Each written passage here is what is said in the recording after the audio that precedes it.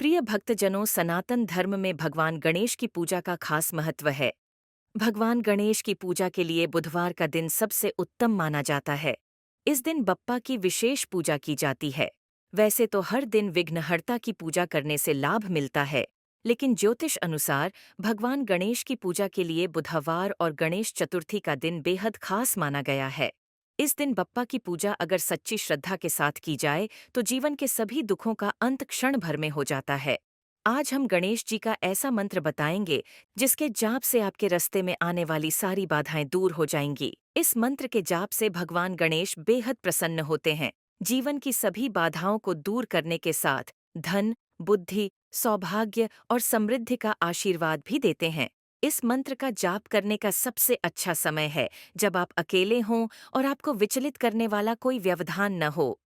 मंत्र का जाप शुरू करने से पहले आपको अपने मन को सभी नकारात्मक विचारों से मुक्त कर लेना चाहिए। आपको मंत्र को याद भी करना चाहिए और यह सुनिश्चित करना चाहिए कि शब्दों का गलत उच्चारण न हो, क्योंकि इससे शब्दों का अर्थ बदल सकता है। यदि आप मंत्र के सभी लाभों को प्राप्त करना चाहते हैं, तो सबसे अच्छा है कि आप इसे नियमित रूप से 1008 बार जपें। इस मंत्र का जाप करने के कई लाभ हैं, क्योंकि यह हमारे जीवन में सौभाग्य, खुशी, सुंदरता और सफलता लाता है। ऐसा माना जाता है कि इस मंत्र का जाप करने से शांति मिलती है। यह हमारे दिमाग और शरीर के विभिन्न चक्रों को सक्रिय करने के लिए भी जाना जाता है, जिससे रक्त संचार बेहतर होता है। नियमित रूप से मंत्र का जाप करने से हमारा ध्यान केंद्रित होता है और हमारे जीवन में स्पष्टता आती है। हमने इस वीडियो में इस मंत्र का 108 बार जाप किया है। अगर आप इस मंत्र का जाप करने में असमर्थ हैं, तो आप इस मंत्र को मोबाइल पर चलाकर भी सुन सकते हैं। मंत्र उच्चारण के बाद हाथ जोड़कर गणेश जी से अपने जीवन को सुखमय बनाने की कामना करें।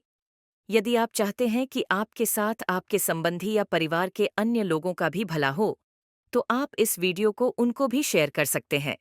अगर आप चाहते हैं कि इस प्रकार के और भी वीडियो आपको मिले, जिससे आपके जीवन से जुड़ी समस्याओं का निवारण हो, तो हमारे चैनल पारस मंत्र को सब्सक्राइब कर लीजिए।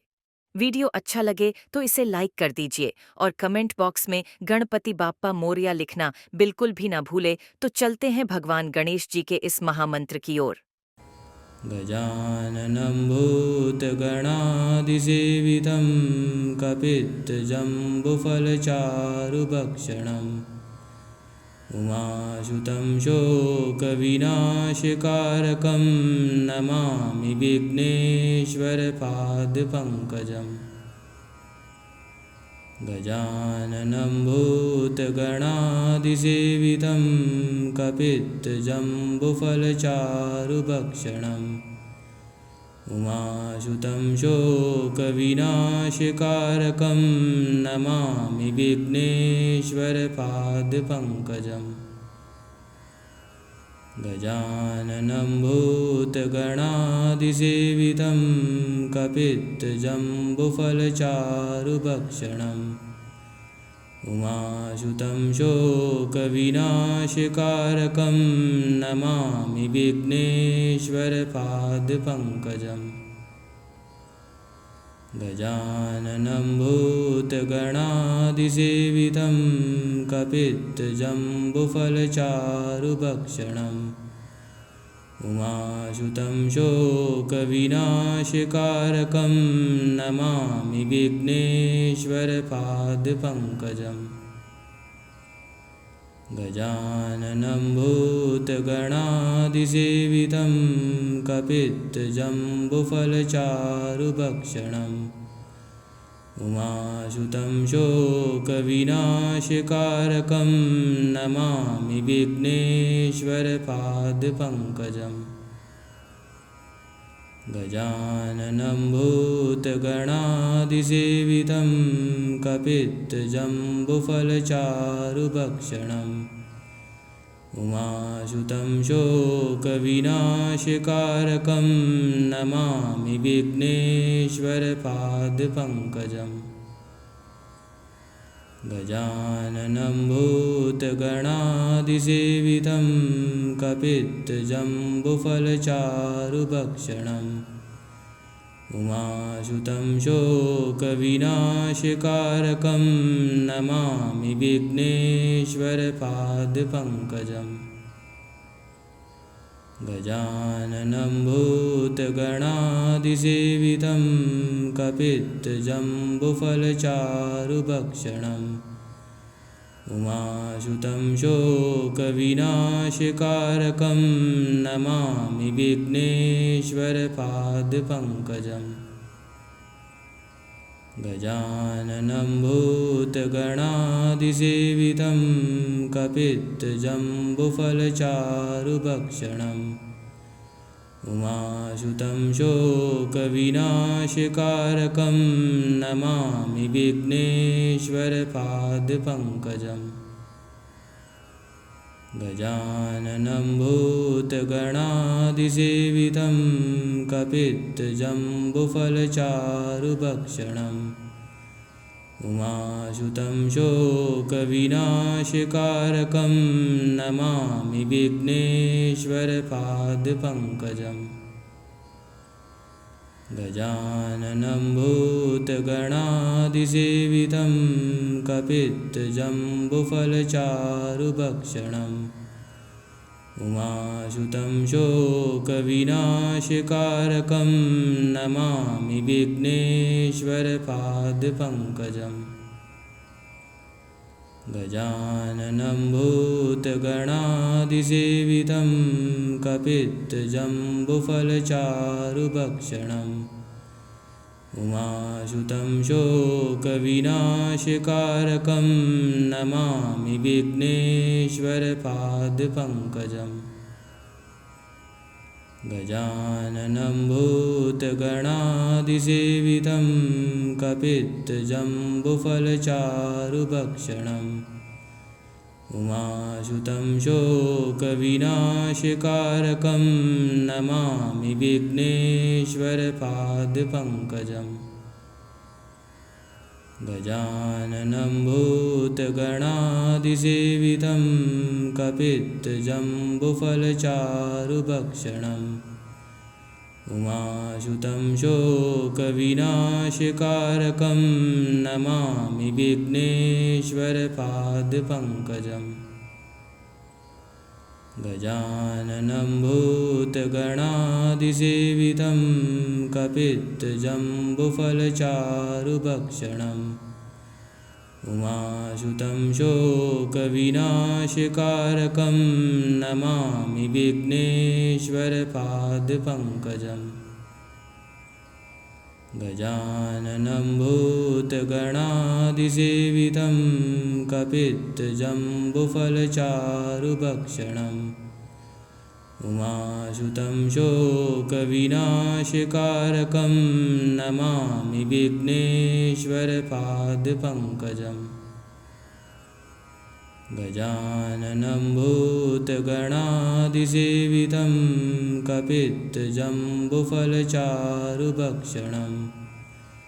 उमासुतं शोकविनाशकारकं नमामि विघ्नेश्वरपादपङ्कजम् गजाननं भूतगणादिसेवितं कपित्तजम्बुफलचारुभक्षणम् उमासुतं शोकविनाशकारकं नमामि विघ्नेश्वरपादपङ्कजम् गजाननं भूतगणादिसेवितं कपित्तजम्बुफलचारुभक्षणम् उमासुतं शोकविनाशकारकं नमामि विघ्नेश्वरपादपङ्कजम् गजाननं भूतगणादिसेवितं कपित्तजम्बुफलचारुभक्षणम् उमासुतं शोकविनाशकारकं नमामि विघ्नेश्वरपादपङ्कजम् गजाननं भूतगणादिसेवितं कपित्तजम्बुफलचारुभक्षणम् उमासुतं शोकविनाशकारकं नमामि विघ्नेश्वरपादपङ्कजम् गजाननं भूतगणादिसेवितं कपित्थजम्बुफलचारुभक्षणम् उमासुतं शोकविनाशकारकं नमामि विघ्नेश्वरपादपङ्कजम् गजाननं भूतगणादिसेवितं कपित्थजम्बुफलचारुभक्षणम् उमासुतं शोकविनाशकारकं नमामि विघ्नेश्वरपादपङ्कजम् गजाननं भूतगणादिसेवितं कपित्थजम्बुफलचारुभक्षणम् उमासुतं शोकविनाशकारकं नमामि विघ्नेश्वरपादपङ्कजम् गजाननं भूतगणादिसेवितं कपित्थजम्बुफलचारुभक्षणम् उमासुतं शोकविनाशकारकं नमामि विघ्नेश्वरपादपङ्कजम् गजाननं भूतगणादिसेवितं कपित्थजम्बुफलचारुभक्षणम् उमासुतं शोकविनाशकारकं नमामि विघ्नेश्वरपादपङ्कजम् गजाननं भूतगणादिसेवितं कपित्थजम्बुफलचारुभक्षणम् उमासुतं शोकविनाशकारकं नमामि विघ्नेश्वरपादपङ्कजम् गजाननं भूतगणादिसेवितं कपित्थजम्बुफलचारुभक्षणम् उमासुतं शोकविनाशकारकं नमामि विघ्नेश्वरपादपङ्कजम् गजाननं भूतगणादिसेवितं कपित्थजम्बुफलचारुभक्षणम् उमासुतं शोकविनाशकारकं नमामि विघ्नेश्वरपादपङ्कजम् गजाननं भूतगणादिसेवितं कपित्थजम्बुफलचारुभक्षणम् उमासुतं शोकविनाशकारकं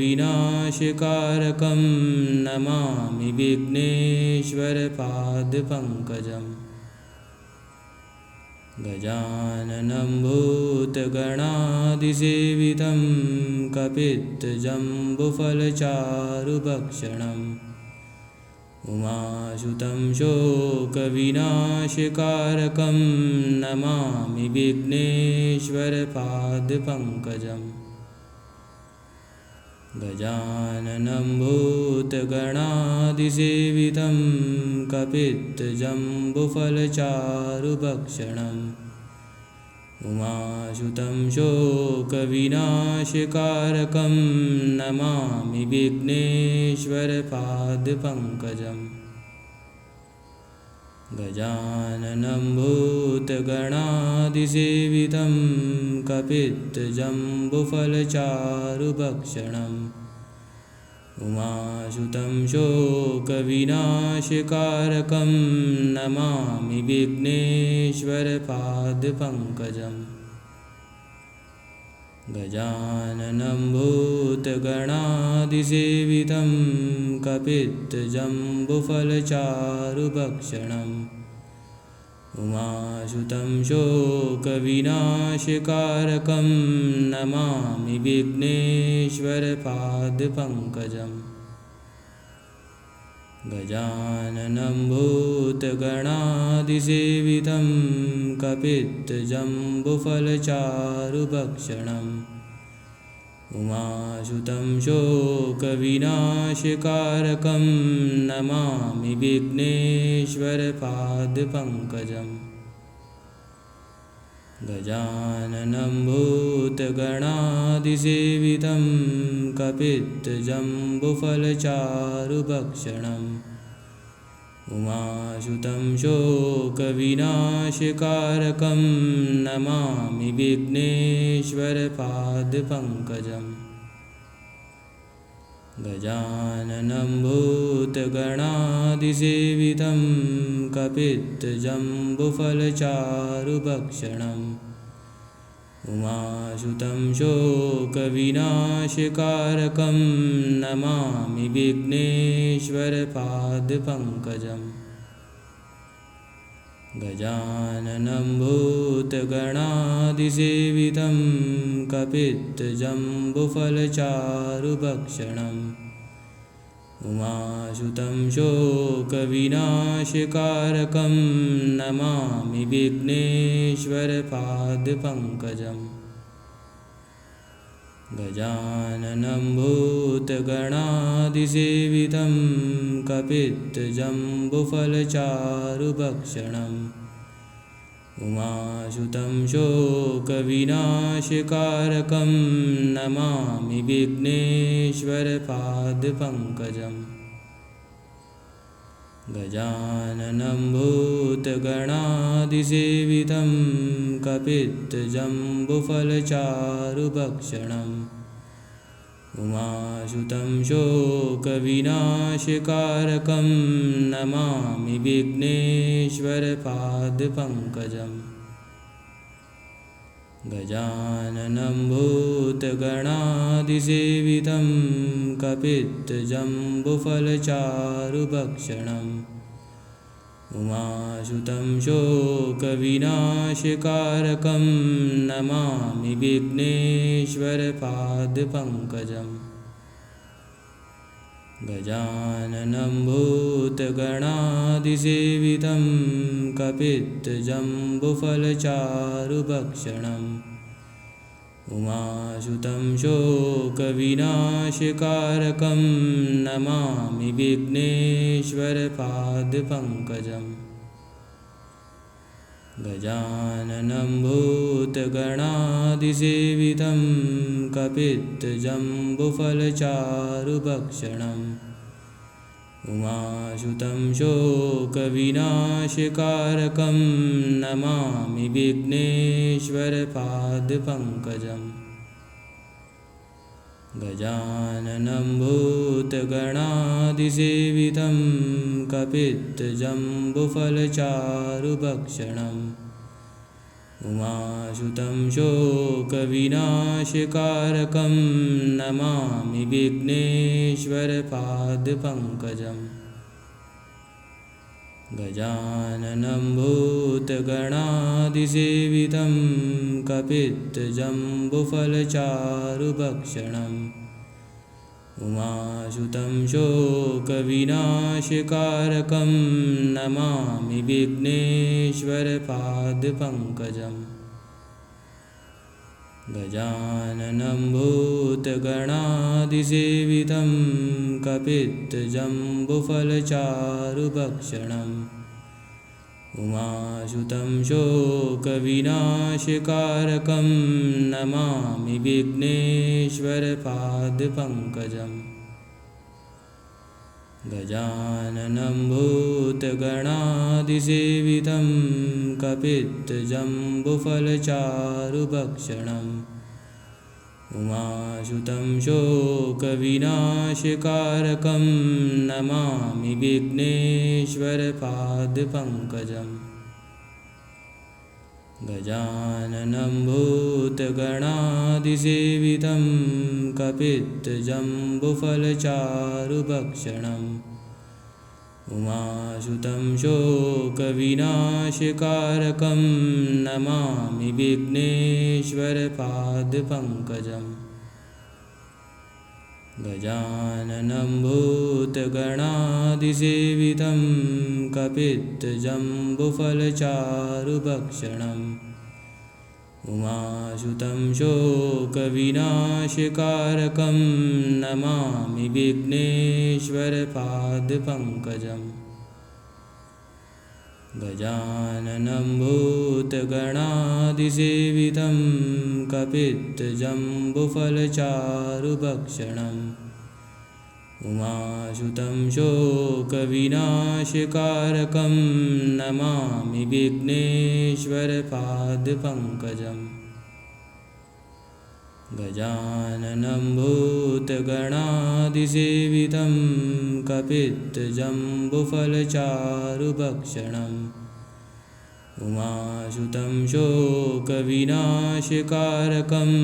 नमामि विघ्नेश्वरपादपङ्कजम् गजाननं भूतगणादिसेवितं कपित्थजम्बुफलचारुभक्षणम् उमासुतं शोकविनाशकारकं नमामि विघ्नेश्वरपादपङ्कजम् गजाननं भूतगणादिसेवितं कपित्थजम्बुफलचारुभक्षणम् उमासुतं शोकविनाशकारकं नमामि विघ्नेश्वरपादपङ्कजम् गजाननं भूतगणादिसेवितं कपित्थजम्बुफलचारुभक्षणम् उमासुतं शोकविनाशकारकं नमामि विघ्नेश्वरपादपङ्कजम् गजाननं भूतगणादिसेवितं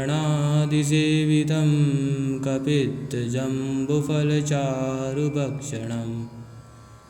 उमासुतं शोकविनाशकारकं नमामि विघ्नेश्वरपादपङ्कजम् गजाननं भूतगणादिसेवितं कपित्थजम्बुफलचारुभक्षणम् उमासुतं शोकविनाशकारकं नमामि विघ्नेश्वरपादपङ्कजम् गजाननं भूतगणादिसेवितं कपित्थजम्बुफलचारुभक्षणम् उमासुतं शोकविनाशकारकं नमामि विघ्नेश्वरपादपङ्कजम् गजाननं भूतगणादिसेवितं कपित्थजम्बुफलचारुभक्षणम् उमासुतं शोकविनाशकारकं नमामि विघ्नेश्वरपादपङ्कजम् गजाननं भूतगणादिसेवितं कपित्थजम्बुफलचारुभक्षणम् उमासुतं शोकविनाशकारकं नमामि विघ्नेश्वरपादपङ्कजम् गजाननं भूतगणादिसेवितं कपित्थजम्बुफलचारुभक्षणम् उमासुतं शोकविनाशकारकं नमामि विघ्नेश्वरपादपङ्कजम् गजाननं भूतगणादिसेवितं कपित्थजम्बुफलचारुभक्षणम् उमासुतं शोकविनाशकारकं नमामि विघ्नेश्वरपादपङ्कजम्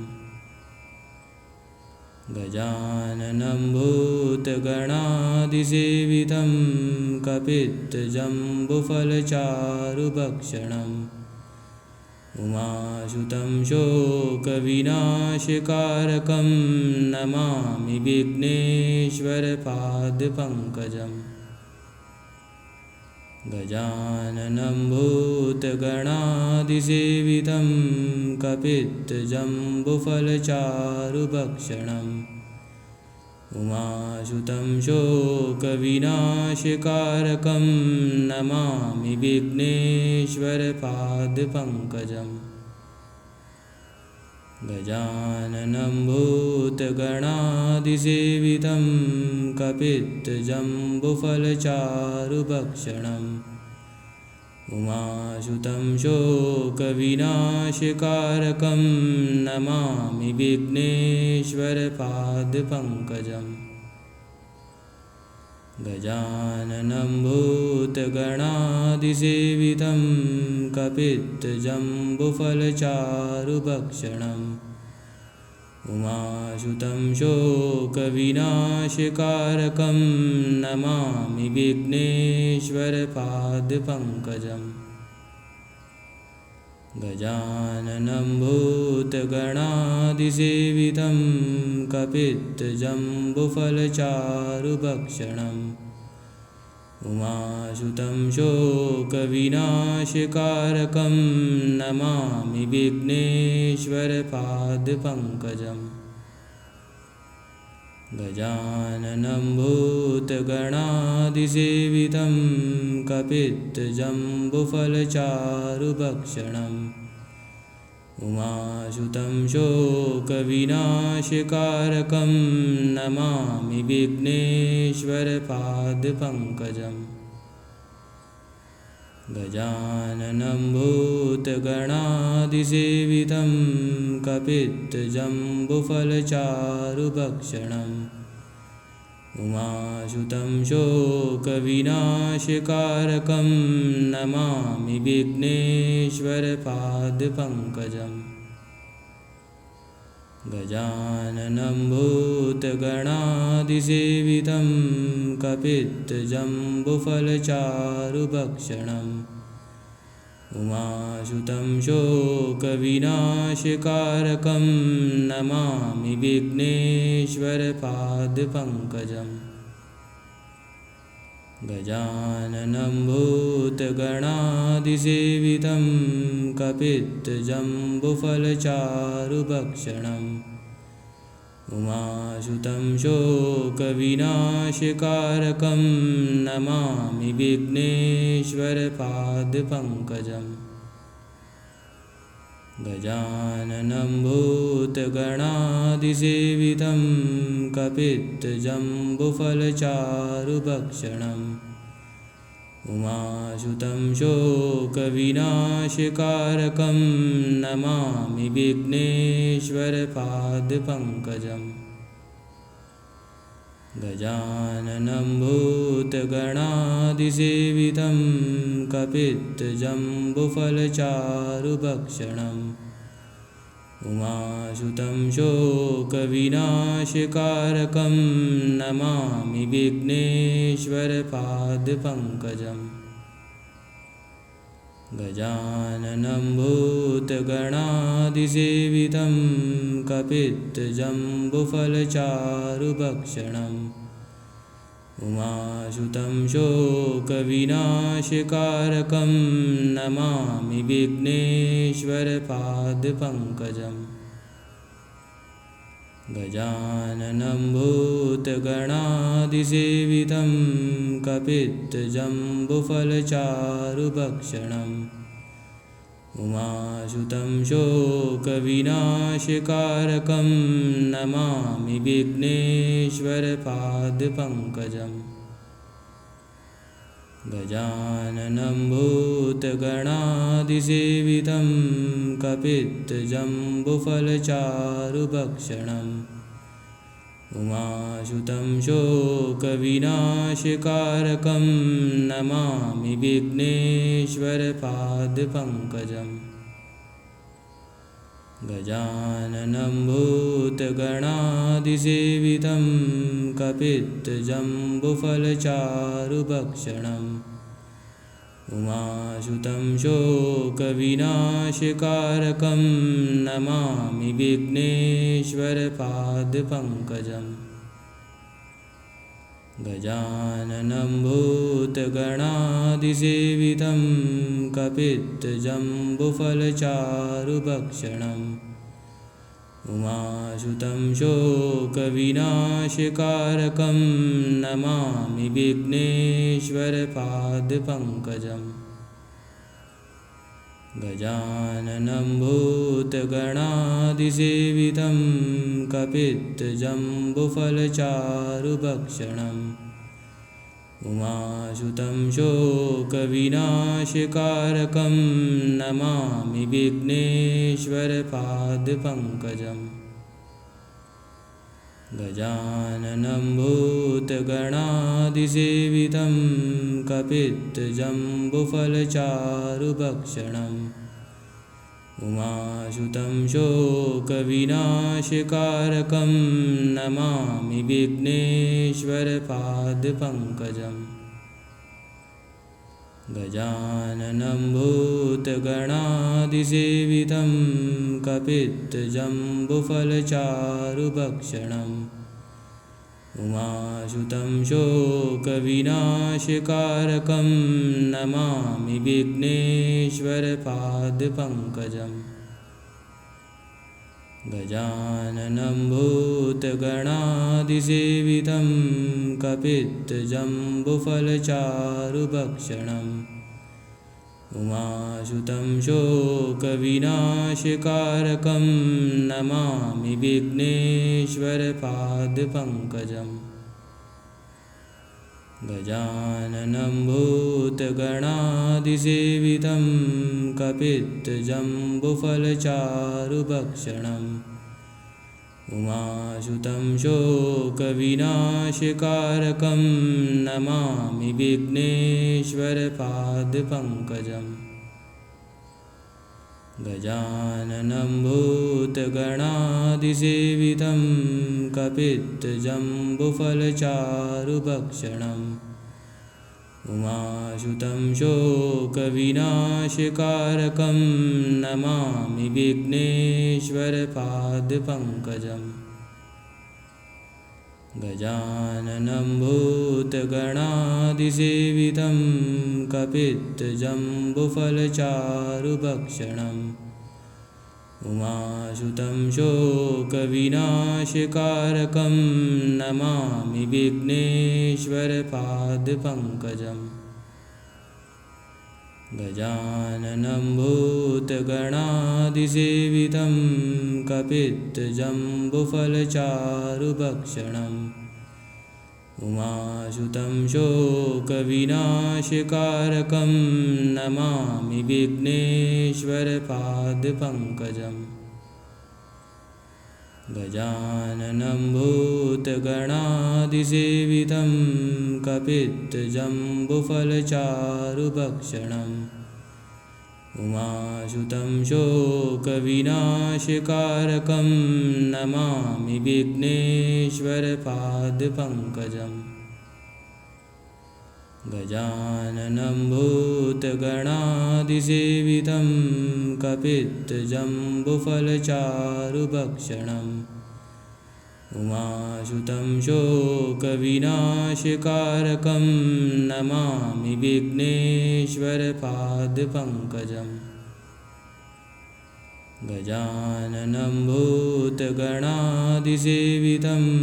कपित्थजम्बुफलचारुभक्षणम् उमासुतं शोकविनाशकारकं नमामि विघ्नेश्वरपादपङ्कजम् गजाननं भूतगणादिसेवितं कपित्थजम्बुफलचारुभक्षणम् उमासुतं शोकविनाशकारकं नमामि विघ्नेश्वरपादपङ्कजम् गजाननं भूतगणादिसेवितं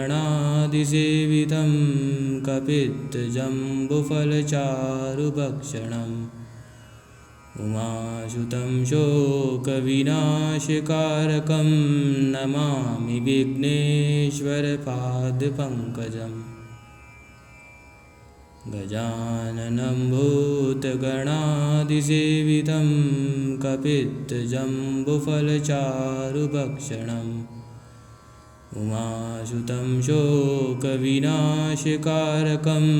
नमामि विघ्नेश्वरपादपङ्कजम् गजाननं भूतगणादिसेवितं कपित्थजम्बुफलचारुभक्षणम् उमासुतं शोकविनाशकारकं नमामि विघ्नेश्वरपादपङ्कजम् गजाननं भूतगणादिसेवितं कपित्थजम्बुफलचारुभक्षणम् उमासुतं शोकविनाशकारकं नमामि विघ्नेश्वरपादपङ्कजम् गजाननं भूतगणादिसेवितं कपित्थजम्बुफलचारुभक्षणम् उमासुतं शोकविनाशकारकं नमामि विघ्नेश्वरपादपङ्कजम् गजाननं भूतगणादिसेवितं कपित्थजम्बुफलचारुभक्षणम् उमासुतं शोकविनाशकारकं नमामि विघ्नेश्वरपादपङ्कजम् गजाननं भूतगणादिसेवितं कपित्थजम्बुफलचारुभक्षणम् उमासुतं शोकविनाशकारकं नमामि विघ्नेश्वरपादपङ्कजम् गजाननं भूतगणादिसेवितं कपित्थजम्बुफलचारुभक्षणम् उमासुतं शोकविनाशकारकं नमामि विघ्नेश्वरपादपङ्कजम् गजाननं भूतगणादिसेवितं कपित्थजम्बुफलचारुभक्षणम् उमासुतं शोकविनाशकारकं नमामि विघ्नेश्वरपादपङ्कजम् गजाननं भूतगणादिसेवितं कपित्थजम्बुफलचारुभक्षणम् उमासुतं शोकविनाशकारकं नमामि विघ्नेश्वरपादपङ्कजम् गजाननं भूतगणादिसेवितं कपित्थजम्बुफलचारुभक्षणम् उमासुतं शोकविनाशकारकं नमामि विघ्नेश्वरपादपङ्कजम् गजाननं भूतगणादिसेवितं कपित्थजम्बुफलचारुभक्षणम् उमासुतं शोकविनाशकारकं नमामि विघ्नेश्वरपादपङ्कजम् गजाननं भूतगणादिसेवितं कपित्थजम्बुफलचारुभक्षणम् उमासुतं शोकविनाशकारकं नमामि विघ्नेश्वरपादपङ्कजम् गजाननं भूतगणादिसेवितं कपित्थजम्बुफलचारुभक्षणम् उमासुतं शोकविनाशकारकं नमामि विघ्नेश्वरपादपङ्कजम् गजाननं भूतगणादिसेवितं कपित्थजम्बुफलचारुभक्षणम् उमासुतं शोकविनाशकारकं नमामि विघ्नेश्वरपादपङ्कजम् गजाननं भूतगणादिसेवितं कपित्थजम्बुफलचारुभक्षणम् उमासुतं शोकविनाशकारकं नमामि विघ्नेश्वरपादपङ्कजम् गजाननं भूतगणादिसेवितं कपित्थजम्बुफलचारुभक्षणम् उमासुतं शोकविनाशकारकं नमामि विघ्नेश्वरपादपङ्कजम् गजाननं भूतगणादिसेवितं कपित्थजम्बुफलचारुभक्षणम् उमासुतं शोकविनाशकारकं नमामि विघ्नेश्वरपादपङ्कजम् गजाननं भूतगणादिसेवितं कपित्थजम्बुफलचारुभक्षणम् उमासुतं शोकविनाशकारकं नमामि विघ्नेश्वरपादपङ्कजम्